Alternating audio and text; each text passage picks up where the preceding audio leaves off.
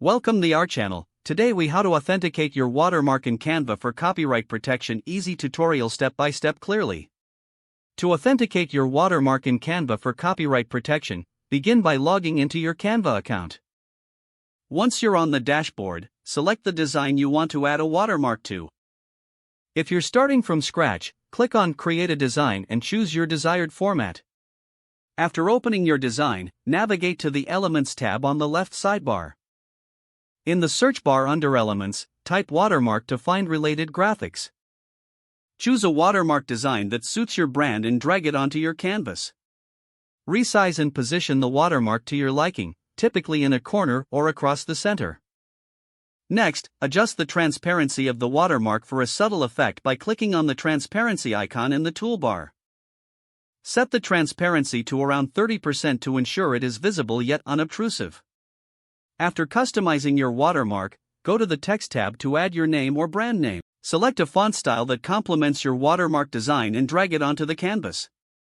Position the text near the watermark, ensuring it enhances rather than distracts from it. Once satisfied with the placement, consider grouping the elements together.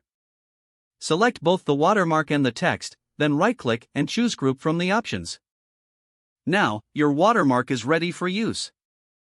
To save and authenticate your design, click on the Share button at the top right corner. Choose the Download option and select the desired file format. Download your design and store it in a secure location.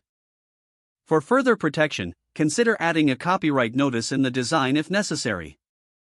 You have now authenticated your watermark in Canva for copyright protection. Your work is now better protected and ready to be shared. If the page does not load, refresh the browser or try again in a private or incognito window. Make sure you are using the correct email address, then retype it carefully to avoid small typos. If your password is not accepted, use the reset option and create a new strong password you can remember. Check your spam folder for verification or security emails, then complete any requested confirmation steps.